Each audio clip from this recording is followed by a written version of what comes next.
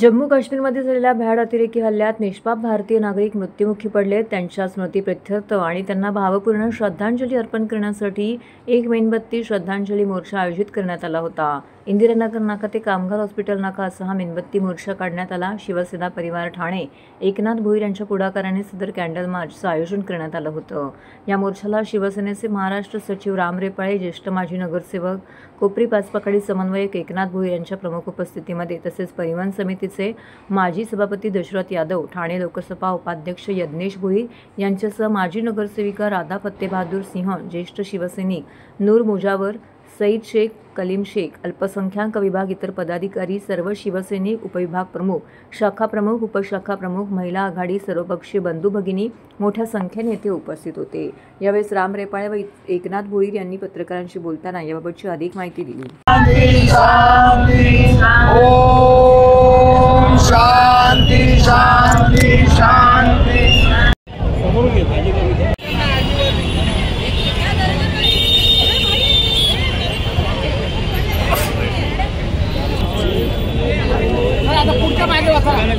पहलगाममध्ये झालेल्या भ्याड हल्ल्याच्या निषेधासाठी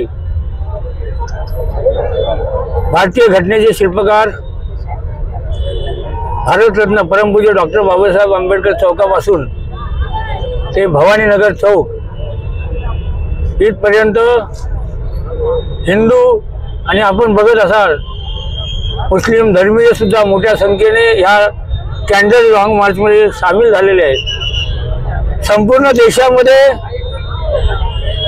एक संतापाची भावना उसळलेली आहे। देशातील सगळे नागरिक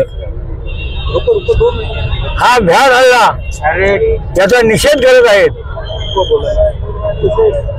देशातील कुठलाही नागरिक असो, कुठल्याही जाती धर्माचा असू द्या, प्रथमच पर्यटकांवर हल्ला करण्याची वेळ आहे आणि हे धाडस ज्या पाकड्यांनी आणि अतिरेक्यांनी दाखवलेलं आहे त्यांना तशाच सडेतोड उत्तर दिल्याशिवाय हा भारत देश हिंदुस्थान राहणार नाहीये। अतिशय क्रूर आणि नीच असा काम या पाकिस्तान धार्जिण्याने केलेलं आहे।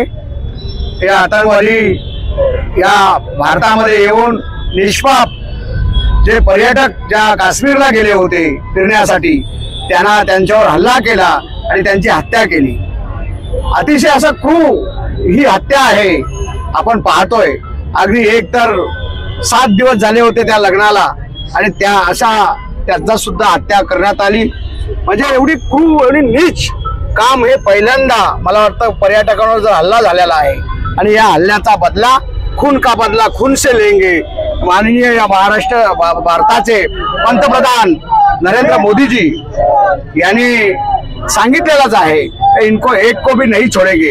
आणि या भारताचे गृहमंत्री अमित भाई शाह यांनी सुद्धा त्याच प्रकारे इशारा दिलेला आहे।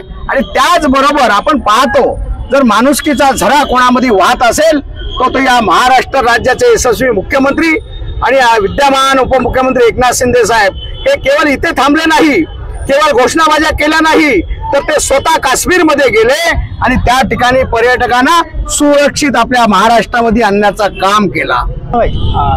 परवा दिवशी झालेला भ्याड हल्ला त्याचा मी मुस्लिम समाजाच्या वतीने जाहीर निषेध करतो।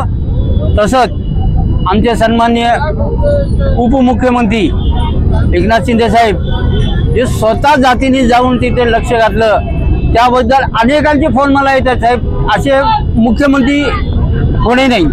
तरी या पाकिस्तान भडव्यांचा मी जाहीर निषेध करतो।